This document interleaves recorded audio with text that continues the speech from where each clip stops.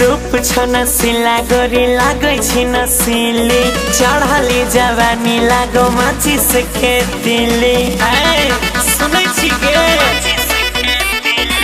रूप छ नसिला गोरी लागै छी नसिली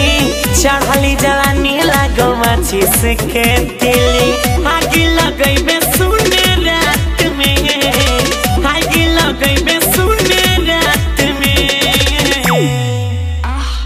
खाली छही साता पे नाचे खगरिया लच लच लच कई छो पतली कमरिया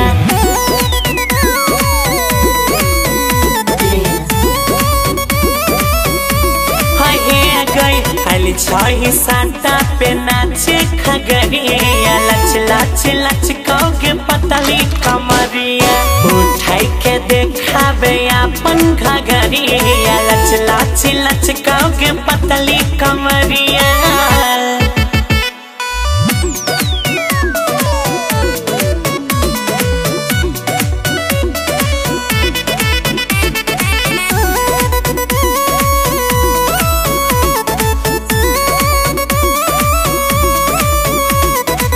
क्यूट क्यूट फेस वे पे गजबे छौतिल गे सेक्सी ड्रेस देखाय जगाई देले फील गे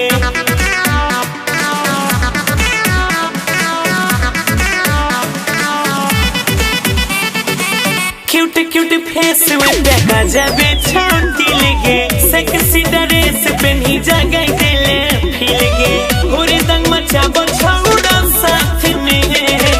होरे दंग मचाबो छौड़ा खाली छही साता पे नाचे खगरिया लच लच लच कई छो पतली कमरिया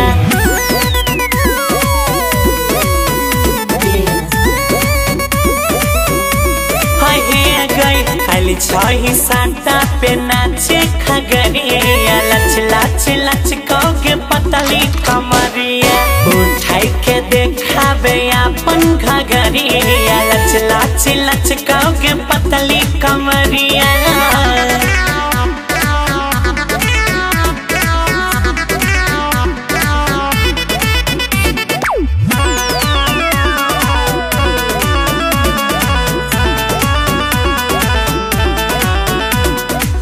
बढ़ गेले छौड़ी देखे डीजे के बेस गे फ्लोर पे नाचे अपन खोल के केस गे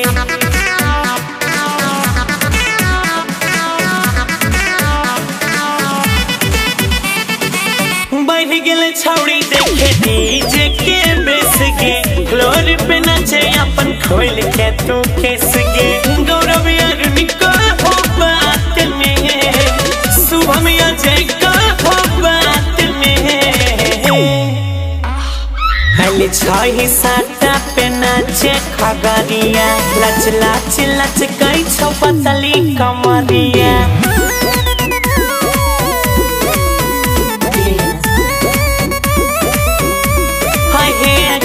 खाली छही साता पे नाचे खगरिया लच लच लच कौगे पतली कमरिया उठाई के देखाबे अपन घगरिया लच लच लच कौगे पतली कमरिया।